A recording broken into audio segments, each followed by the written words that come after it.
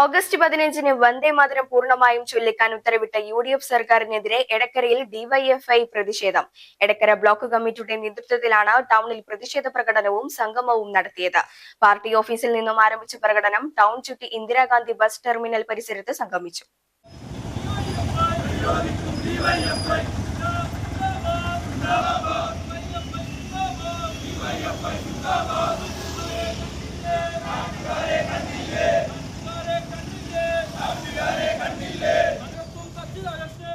പ്രതിഷേധ സംഗമം ഡിവൈഎഫ്ഐ ജില്ലാ പ്രസിഡന്റ് പി ഷബീർ ഉദ്ഘാടനം ചെയ്തു.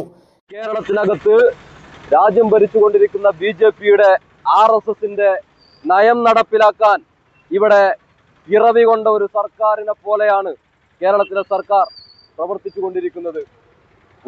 ഒടുവിലത്തെ ഉദാഹരണം മാത്രമാണ് ഇപ്പോ ഈ വരുന്ന സ്വാതന്ത്ര്യ ദിനത്തിൽ രാജ്യം അതിവിപുലമായി ബ്രിട്ടനെതിരെ നടത്തിയിട്ടുള്ള സ്വാതന്ത്ര്യ സമര പോരാട്ടത്തിന്റെ രണസ്മരണകൾ, അതിന്റെ ഉജ്ജ്വലമായ ഓർമ്മകൾ പങ്കുവെക്കുന്ന മുഹൂർത്തത്തിൽ ഈ രാജ്യത്ത് വന്ദേമാതരം എന്ന ഈ രാജ്യത്ത് പതിറ്റാണ്ടുകൾക്ക് മുമ്പ് 1954 ജനുവരി മാസം 24-ന് ഭരണഘടനാ അസംബ്ലിയിൽ ഈ രാജ്യത്ത് വന്ദേമാതരം എന്ന ദേശീയ ഗാനത്തിന്റെ ഒരു നിശ്ചിത ഭാഗം മാത്രമേ ആലപിക്കേണ്ടതുള്ളൂ എന്ന ഈ രാജ്യത്ത് ഗാന്ധി ഉൾപ്പെടെയുള്ള, നെഹ്റു ഉൾപ്പെടെയുള്ള, അതുപോലെ തന്നെ ടാഗോറിനെ പോലെയുള്ള ഈ രാജ്യത്തെ ഏറ്റവും പരിണിതപ്രജ്ഞരായ രാജ്യത്തിന്റെ ഭരണഘടനാ ശില്പികൾ ഉൾപ്പെടെ നിശ്ചയിച്ചുറപ്പിച്ച ഒരു തീരുമാനമാണ് വന്ദേ ഭാരതം പൂർണ്ണമായി ആലപിക്കേണ്ടതില്ല.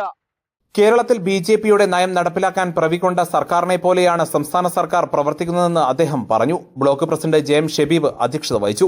ജില്ലാ സെക്രട്ടേറിയറ്റ് അംഗം A Anas, block treasurer PK Shafeeq, MH Kifli, Shiflus Khan, K Thahir, VY Jamsheer എന്നിവർ സംസാരിച്ചു. News bureau, Edakkara.